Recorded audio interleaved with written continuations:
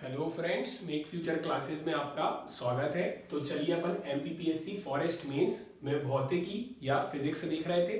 इसमें अभी तक अपन क्या क्या देख चुके हैं, तो यदि आपने पिछला लेक्चर नहीं देखा तो आई बटन पे जाके देख सकते हैं दोस्तों। तो पिछले लेक्चर में अपन ने सिलेबस बाय सिलेबस चीजें उठाई थी। सबसे पहले अपन ने देखा था कि ऊर्जा क्या होता है, फिर अपन ने देखा था इसकी आवश्यकता क्यों है, और फिर अपन ने उसके बाद देखा था पारंपरिक और नवीन ऊर्जा। उसमें अपन ने अंतर देखा था, उनकी परिभाषा देखी थी। आज अपन अपना पहला टॉपिक उठा रहे हैं नवीकरणीय ऊर्जा स्रोत दोस्तों। इसको पहले इसलिए उठा रहे हैं क्योंकि आजकल करंट में इसी का प्रचलन है और इससे प्रश्न आने की संभावना ज्यादा है। क्योंकि आप जैसे देख रहे होंगे कि भारत सौर ऊर्जा के क्षेत्र में बहुत अच्छा काम कर रहा है, पवन ऊर्जा के क्षेत्र में आगे बढ़ रहा है। पूरे विश्व चाहते हैं कि आप परंपरागत ऊर्जा को छोड़कर नवीन ऊर्जा की तरफ कदम बढ़ाएं दोस्तों। जैसे आपने एमपीपीएससी में देखा होगा कि एक प्रश्न आया था कि पवन ऊर्जा को लगाने की या पवन ऊर्जा की जो टरबाइन लगाई जाती है, पवन ऊर्जा को उत्पादन करने की सबसे ज्यादा संभावना भारत के किन क्षेत्रों में है। उसमें ऑप्शन दिए हुए थे, जैसे तमिलनाडु दिया था, आंध्रा दिया था, गुजरात दिया था। तो इस तरीके के ऑप्शन आपको प्रदान किए गए थे दोस्तों। तो अब अपन अपने लेक्चर को स्टार्ट करते हैं। नवीकरणीय ऊर्जा स्रोत दोस्तों, तो देखिए सबसे पहले मैंने आपको पिछली क्लास में भी बताया था, एक बार और रिवाइज करा देता हूं। नवीकरणीय ऊर्जा स्रोत क्या होते हैं, तो मैंने आपको बताया था नवीकरणीय ऊर्जा स्रोत वे स्रोत हैं जो अक्षय है दोस्तों। अक्षय है, अक्षय का मतलब जिनका क्षय नहीं होता। अब इसी से निकल रहा है कि नवीकरणीय ऊर्जा स्रोत वे स्रोत है जो अक्षय है। तो अब अक्षय है तो क्या होगा, कभी समाप्त होने की इनकी संभावना क्या होगी, नगण्य होगी। तो अक्षय है और असमाप्त है, अक्षय है और असमाप्त है, इनकी भविष्य में समाप्त होने की संभावना क्या है दोस्तों, नगण्य है। तो एक विशेषता इनकी क्या हुई, अक्षय है। दूसरी विशेषता क्या हुई, असमाप्त है। और तीसरी सबसे महत्वपूर्ण इनकी विशेषता क्या है, ये पर्यावरण के अनुकूल है दोस्तों। पर्यावरण के अनुकूल है। अब ये पर्यावरण के अनुकूल है, इसलिए अपन इसकी तरफ आगे बढ़ना चाहते हैं, ताकि क्या हो, ग्लोबल वार्मिंग, प्रदूषण, ये सारी चीजें ना हो। क्योंकि कोयला यदि निकालते, प्राकृतिक गैस, तेल, इनके माध्यम से क्या हो रहा है, ग्लोबल वार्मिंग, प्रदूषण, इससे जैव विविधता को खतरा हो रहा है। इस टाइप की कई परेशानियां हो रही है, इसलिए अपन इसकी तरफ आगे बढ़ना चाहते हैं। तो नवीकरणीय ऊर्जा स्रोत वे स्रोत हैं जो अक्षय है, जिनकी भविष्य में समाप्त होने की संभावना नगण्य है, इसलिए ये असमाप्त है और ये पर्यावरण के अनुकूल है दोस्तों। और ये अपन को प्रकृति से प्राप्त होते हैं। प्रकृति पर अपन निर्भर है, हवा चलेगी, अपनी टरबाइन घूमेगी तो पवन ऊर्जा हो जाएगी। सूरज से विकिरण आएगा तो जो ऊर्जा मिलेगी वो सौरिक ऊर्जा हो जाएगी। तो आइए अपन आगे देखने की कोशिश करते हैं दोस्तों। अब अपन उठा रहे हैं नवीकरणीय ऊर्जा स्रोत में सबसे पहले। अब नवीकरणीय ऊर्जा स्रोत के अंतर्गत क्या क्या आता है, तो इसके अंतर्गत लिख लेते हैं अपन, इसके अंतर्गत कौन कौन सी ऊर्जा आती है। तो आपको मालूम है इसके अंतर्गत सौर ऊर्जा, पवन ऊर्जा, बायोमास ऊर्जा, बायोगैस ऊर्जा, सौर ऊर्जा, पवन ऊर्जा, बायोमास ऊर्जा, बायोगैस ऊर्जा,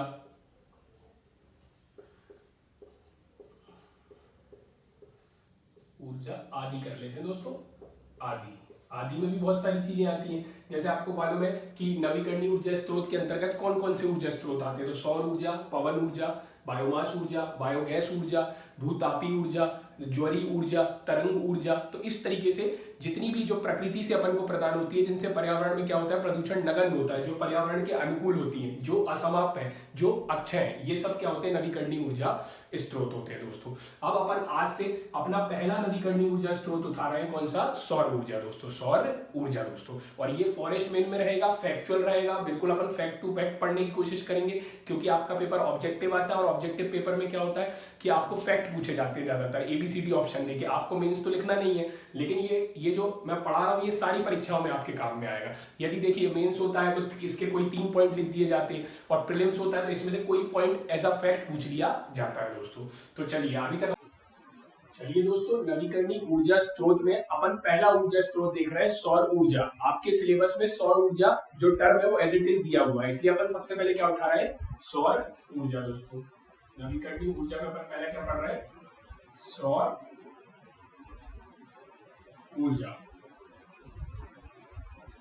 ठीक है दोस्तों, चलिए तो अपन आगे बढ़ते हैं और देखते हैं सौर ऊर्जा क्या होती है। देखिए आपको मालूम होगा कि ये जो है ये अपना सूरज है, सन, ये हो गया अपना सन, और ये हो गई अपनी अर्थ, पृथ्वी। अब आपको मालूम है सूर्य से क्या होता है अपन को ऊर्जा प्राप्त होती है। तो आप देखिए सौर ऊर्जा क्या होती है, सौर ऊर्जा क्या होती है, सूर्य से विकिरण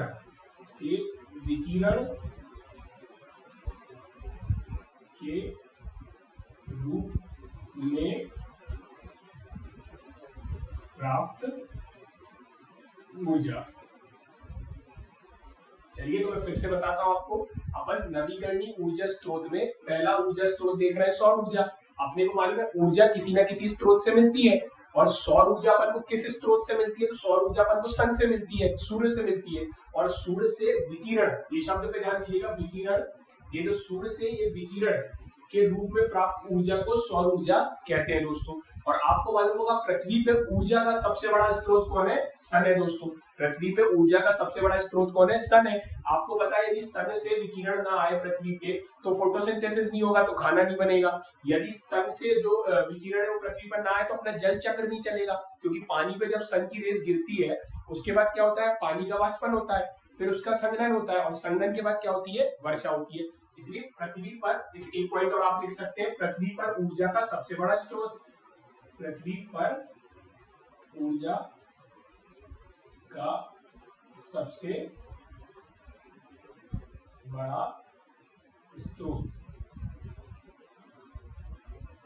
अब देखिए जो ये सूरज से जो ऊर्जा आ रही है वो विकिरण के रूप में प्राप्त ऊर्जा, तो विकिरण के रूप में आती है। अब आपको पता होगा जो सूर्य से जो ये विकिरण आता है, ये तरंग आती है, तो सूर्य से अपन को ऊर्जा किस रूप में प्राप्त होती है, विद्युत चुम्बकीय तरंग के रूप में, विद्युत चुम्बकीय तरंग के रूप में अपन को क्या होती है, ऊर्जा मिलती है, विद्युत चुम्बकीय तरंग के रूप में दोस्तों। तो देखिए सबसे पहले मैंने आपको क्या बताया, नवीकरणीय ऊर्जा स्रोत बताया जो अक्षय है, असमाप है। उसके बाद अपन आगे बढ़े तो पहला पॉइंट उठाया हमने सौर ऊर्जा। सौर ऊर्जा क्या होती है, तो सूर्य से विकिरण के रूप में प्राप्त ऊर्जा को सौर ऊर्जा कहते हैं। सूर्य से विकिरण के रूप में, ये पहला पॉइंट हो जाएगा, सूर्य से विकिरण के रूप में प्राप्त ऊर्जा को सौर ऊर्जा कहते हैं। दूसरा हो जाएगा पृथ्वी पर ऊर्जा का सबसे बड़ा स्रोत कौन है, सूर्य है, सौर ऊर्जा ही है। अब देखिए सन से ये ऊर्जा आई अर्थ में, ये आई विकिरण के रूप में, ये विकिरण के रूप में आ रही है। और इन्हीं विकिरण में आपको पता है जैसे आपको किसी एक जगह से दूसरी जगह जाना होता है तो आप बस से, रेल के माध्यम से जाते हैं, ऐसे ही सूर्य से ऊर्जा छोटे छोटे पैकेट्स के रूप में आती है, छोटे छोटे पैकेट्स के रूप में आती है, और इन्हीं पैकेट्स को कहते हैं फोटॉन्स। इन्हीं पैकेट्स को क्या कहते हैं, फोटॉन्स दोस्तों। तो इस तरीके से पैकेट के रूप में ऊर्जा आती है। और किस रूप में आती है, तो विद्युत चुम्बकीय तरंग के रूप में आती है। अब आपके लिए इंपॉर्टेंट हो जाता है कि इस शब्द का क्या मतलब है। तो देखिए तरंग जो है, तरंग का अर्थ होता है ऊर्जा संचरण की विधि, ऊर्जा संचरण की विधि। ऊर्जा चलने की जो प्रक्रिया है वो तरंग कहलाती है। जब ऊर्जा एक जगह से दूसरी जगह पहुंचती है तो वो तरंग के रूप में पहुंचती है। किसके रूप में पहुंचती है, तरंग। अब तरंग भी दो टाइप की होती है, एक होती है यांत्रिक और एक होती है विद्युत चुम्बकीय तरंग।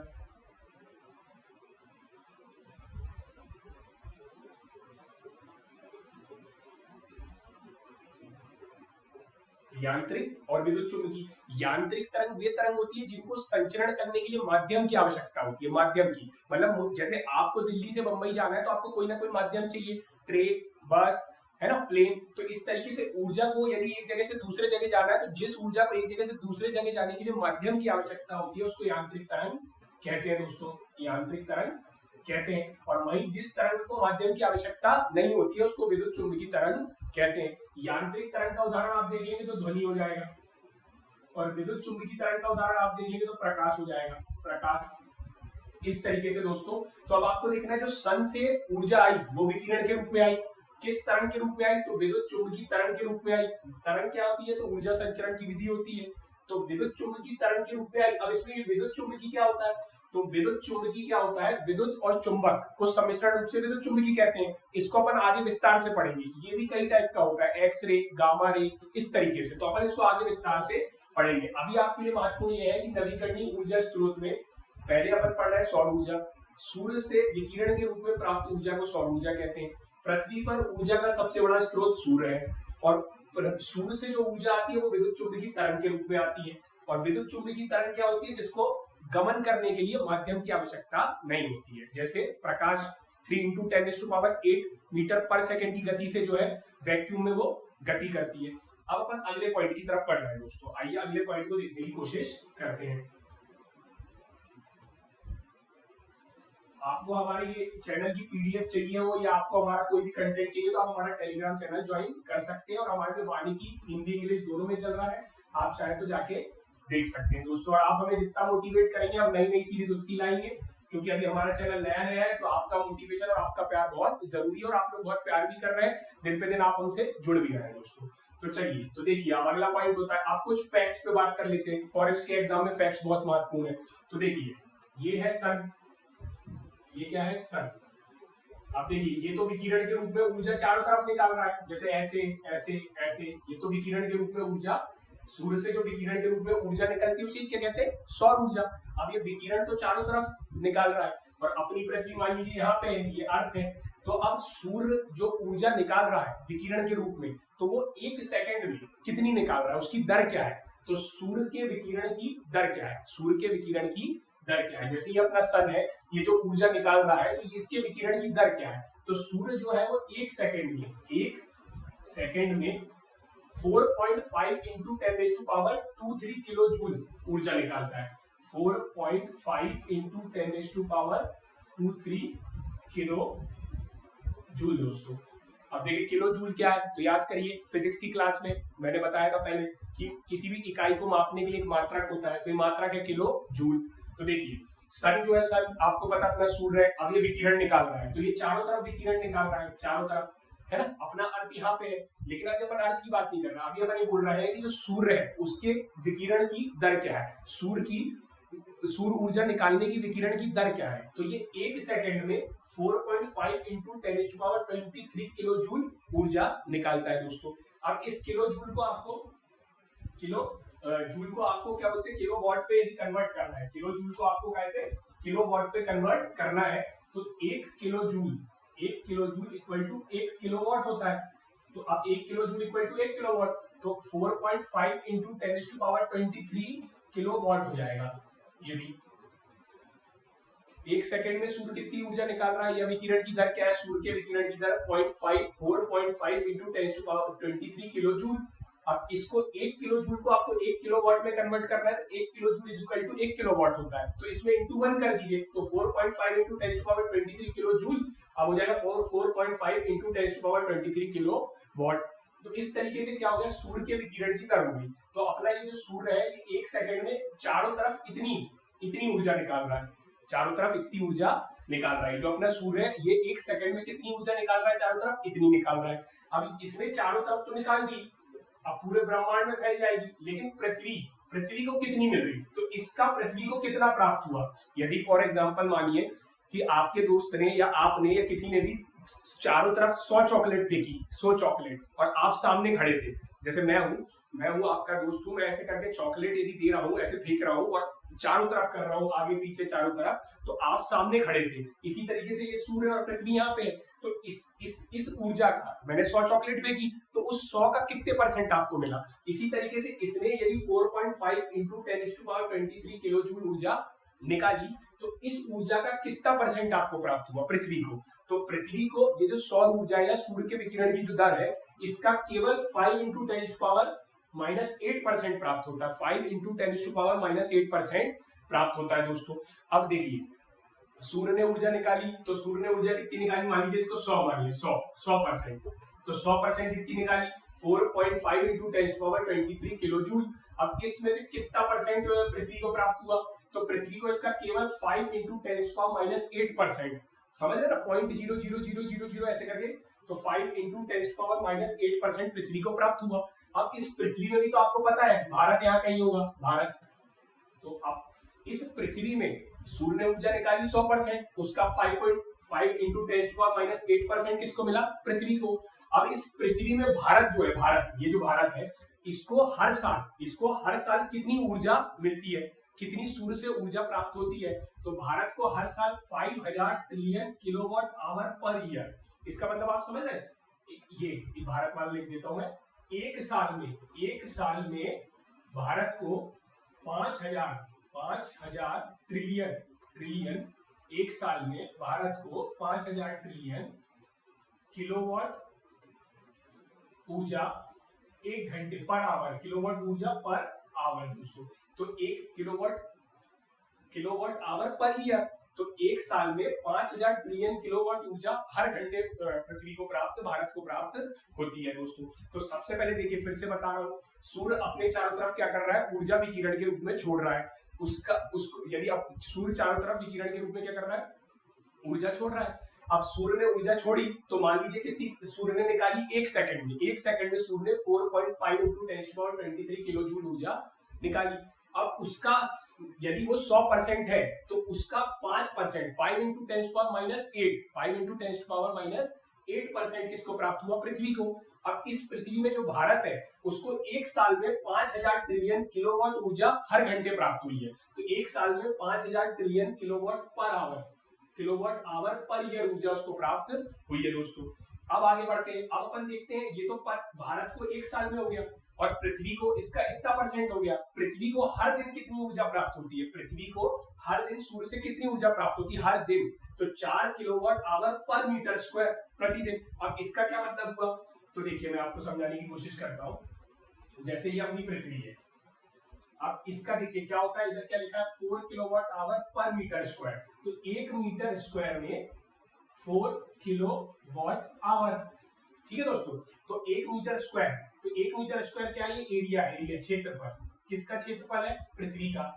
तो 1 मीटर स्क्वायर आपको मालूम होगा 1x1 का, 1 मीटर लेंथ और 1 मीटर ब्रेथ, 1 मीटर लंबाई और 1 मीटर चौड़ाई का। तो ये जैसे अपनी यहां से सूर्य से ऊर्जा आई और इस पृथ्वी का एरिया पर 1 मीटर इंटू 1 मीटर का एरिया ले ली, तो इस 1 मीटर इंटू 1 मीटर एरिया में कितनी ऊर्जा प्राप्त हुई, 4 किलोवाट आवर पर डे। तो अपन को सूर्य से पर डे, पृथ्वी को, इस पृथ्वी को पर डे उसके एक इकाई क्षेत्रफल में, मतलब 1 मीटर क्रॉस 1 मीटर के क्षेत्रफल में 4 किलोवाट आवर ऊर्जा प्राप्त होती है। तो वहीं इसको यदि आपको साल में निकालना है तो इंटू कितना कर देंगे, 365, तो इसका उत्तर आ जाएगा 1460 किलोवाट आवर पर मीटर स्क्वायर दोस्तों। इस तरीके से मैंने आपको बहुत सारे फैक्ट बताए, फिर से रिवाइज करा देता हूँ। ये अपना सूर्य है, ये हर सेकंड कितनी विकिरण की दर, सूर्य के विकिरण की दर पर सेकंड कितनी है, 4.5 × 10⁻23 किलो जूल। इसमें से पृथ्वी को कितना मिला, 5 × 10⁻⁸%। अब पृथ्वी को एक साल में कितना मिला, 5000 trillion kilowatt hour per year, Bharat को एक साल में इतना मिला। उसके बाद पृथ्वी को हर दिन इतना मिला और पृथ्वी को हर साल इतना मिला। दिन से साल में जाना है तो इंटू 365 कर दीजिएगा, इंटू इसमें 365 करेंगे तो यही आंसर आएगा दोस्तों। तो इस तरीके से मैंने आपको सूर्य से रिलेटेड बहुत सारे फैक्ट बताए। अब आगे बढ़ता हूं और कुछ अन्य फैक्ट पे बात करते हैं, सौर स्थिरांक को देखने की कोशिश करते हैं। उस पे मैं एक न्यूमेरिकल लेके आया हूं, आपको पता है एमपीपीएससी फॉरेस्ट मेंस में बहुत सारे न्यूमेरिकल आ रहे हैं, तो अपन न्यूमेरिकल को भी देखने की कोशिश करते हैं। आइए, और आपको यदि हमारा पसंद आ रहा हो वीडियो तो ज्यादा से ज्यादा जरूरतमंद छात्रों तक जरूर पहुंचाइएगा। हमारी नई नई पहल है, हम चाहते ज्यादा से ज्यादा लोग हमसे जुड़ते रहें और आप हमारा साथ बनाए रखें। आप ही के कारण हमें, नहीं तो फिर क्या बात थी। चलिए अब देखते हैं अपन, तो देखिए अब अपन क्या देखने की कोशिश करते हैं, सौर स्थिरांक देखते हैं। क्या देखते हैं, सौर स्थिरांक, सौर स्थिरांक। और जो भी पॉइंट्स अपने रह जाएंगे अपन आखिरी में उसको कवर कर लेंगे एज अ फैक्ट दोस्तों। अब देखिए सौर स्थिरांक क्या होता है, तो देखिए आपको पता है, ये फिर से मैं बता देता हूँ, ये सन है, सन, और ये है अपनी अर्थ। अब आपको पता है अर्थ के चारों तरफ क्या है, एक वायु का घेरा है जिसको आप वायुमंडल कहते हैं। ये वायुमंडल क्या है, तो इसमें कुछ गैसें हैं, जैसे आपको मालूम हुआ इसमें सबसे ज्यादा मात्रा में N2 है। तो वायु, ये अर्थ के चारों ओर वायु का क्या है, घेरा है। इस वायु के घेरे को वायुमंडल कहते हैं। इस वायुमंडल में बहुत सारे जलवाष्प, गैस, धूल कण होते हैं। तो वो अभी अपने इतना काम का नहीं, भूगोल में आपने पढ़ा होगा, पर्यावरण में पढ़ा होगा। तो ये अर्थ है, अर्थ के चारों ओर क्या है, वायुमंडल का, वायु का घेरा है जिसे वायुमंडल कहते हैं। अब देखिए इस वायुमंडल की यदि अपन इकाई क्षेत्रफल पे देखें, पर यूनिट एरिया पे, तो इस वायुमंडल में जैसे ये एक मैंने काटा इकाई क्षेत्रफल, ये काट दिया, तो ये 1 मीटर क्रॉस 1 मीटर का मैंने निकाला पर यूनिट एरिया, इकाई क्षेत्रफल। तो सूरज की जब वही विकिरण निकला, सूरज का जब विकिरण निकला तो अपने वायुमंडल के पर यूनिट एरिया, प्रति इकाई क्षेत्रफल पर सेकंड कितनी ऊर्जा प्राप्त हुई, इसी को सौर स्थिरांक कहते हैं। फिर से बता देता हूं आपको, यदि सूर्य से विकिरण निकला, सूर्य से ऊर्जा निकली, सूर्य से विकिरण निकला, सूर्य से ऊर्जा निकली। और वायुमंडल के प्रति इकाई क्षेत्रफल पर प्रति सेकंड कितनी सूर्य की ऊर्जा प्राप्त हुई, उसी को सौर स्थिरांक कहते हैं। आइए मैं डेफिनेशन आपके लिए लिख देता हूँ, सौर स्थिरांक का फॉर्मूला लिख देता हूँ, फिर अपन सौर स्थिरांक पर एक न्यूमेरिकल को सॉल्व कर लेंगे। आइए देखते हैं।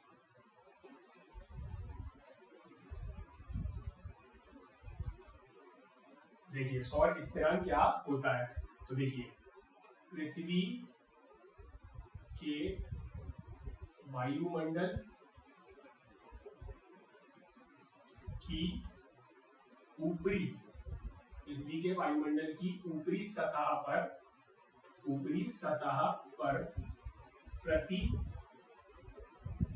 इकाई क्षेत्रफल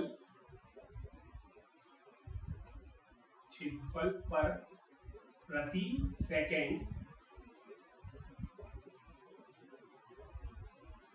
प्राप्त सौर ऊर्जा सौर स्थिरांक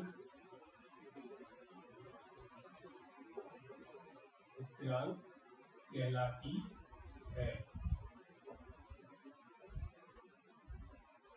देखिए पृथ्वी के वायुमंडल की ऊपरी सतह पर प्रति इकाई क्षेत्रफल पर प्रति सेकंड प्राप्त सौर ऊर्जा को सौर स्थिरांक कहते हैं।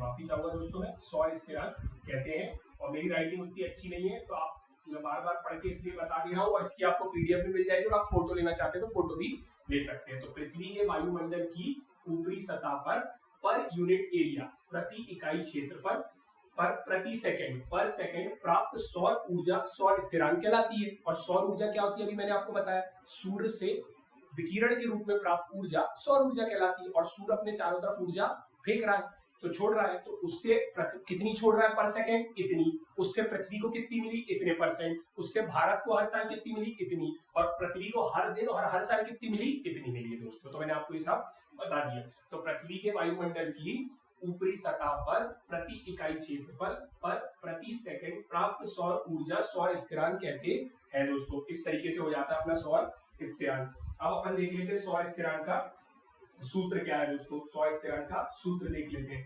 आइए सौर स्थिरांक का सूत्र देख लेते हैं, और फिर सौर स्थिरांक का मान देख लेते हैं कि सौर स्थिरांक का एक कांस्टेंट है। सौर स्थिरांक क्या है, एक सोलर कांस्टेंट है, तो कांस्टेंट की एक वैल्यू होती है, तो वो वैल्यू कितनी है वो भी देख लेते हैं, फिर अपन एक न्यूमेरिकल कर लेंगे। तो आइए सौर स्थिरांक की वो देख लेते हैं अपन। तो देखिए सौर ऊर्जा इज इक्वल टू सौर नियतांक या स्थिरांक स्थिरांक एक ही चीज है दोस्तों, इनटू क्षेत्रफल इनटू समय दोस्तों। तो ये सौर ऊर्जा का फॉर्मूला है दोस्तों। सौर ऊर्जा यदि आपको निकालनी है कभी भी, तो सौर नियतांक मतलब सौर स्थिरांक की वैल्यू मान अभी मैं आपको बता देता हूँ, इनटू क्षेत्रफल और इनटू समय किया जाएगा दोस्तों। अब सौर नियतांक या सौर स्थिरांक का मान कितना होता है, तो इसका मान बता देता हूं मैं आपको कितना होता है। 1.4 माफी चाहूंगा दोस्तों, एक मिनट, 1.4 किलोवाट पर मीटर स्क्वायर। मान होता है 1.4 किलोवाट पर मीटर स्क्वायर। अभी आपको मैंने बताया था ये पृथ्वी है, ये वायुमंडल है, इसके अभी अपन पर यूनिट एरिया पे देखें तो हर सेकंड कितनी ऊर्जा मिलेगी, 1.4 किलोवाट दोस्तों। 1.4 किलोवाट पर मीटर स्क्वायर हो जाएगा दोस्तों। अब अपन आगे बढ़ते हैं और एक प्रश्न को देखने की कोशिश करते हैं। तो अभी तक मैंने आपको क्या क्या बता दिया, सौर ऊर्जा पे अपन ने बात की। तो सौर ऊर्जा सूर्य से विकिरण के रूप में प्राप्त ऊर्जा सौर ऊर्जा कहलाती है। फिर वो विद्युत चुम्बकीय तरंग के रूप में होती है। तरंग ऊर्जा संचरण की विधि होती है। तरंग दो प्रकार की होती है, यांत्रिक और विद्युत चुम्बकीय या गैर यांत्रिक, अयांत्रिक भी बोल सकते हैं। जिनको चलने के लिए माध्यम की आवश्यकता हो वो यांत्रिक, जिनको ना हो वो विद्युत चुम्बकीय, जो क्या होता है वैक्यूम में ट्रेवल करते हैं, है ना दोस्तों, निर्वात में। फिर उसके बाद अपन ने देखा सौर ऊर्जा का सौर स्थिरांक देखा, सौर स्थिरांक का सूत्र देखा, फिर अपन ने कुछ फैक्ट्स देखे थे। अब अपन एक प्रश्न देख रहे हैं न्यूमेरिकल, और आपको पता है फिजिक्स में न्यूमेरिकल बहुत आते हैं फॉरेस्ट में, तो आइए देखने की कोशिश करते हैं अपन। देखिए प्रश्न क्या है,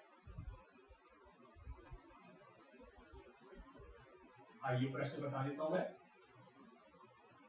ये देखिए,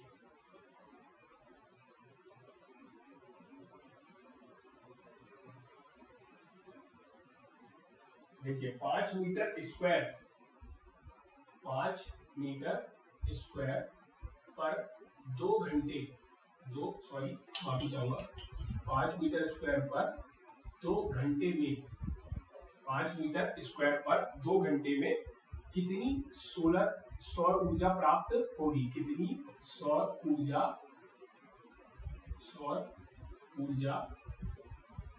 प्राप्त होगी, या कितनी सौर ऊर्जा का संबंध होगा दोस्तों, होगी। देखिए 5 मीटर स्क्वायर पर 2 घंटे में, 5 मीटर स्क्वायर पर 2 घंटे में कितनी सौर ऊर्जा प्राप्त होगी। तो अब आपको सीधे से बात है, आपको फॉर्मूला पता है, अभी मैंने आपको बताया था, सौर ऊर्जा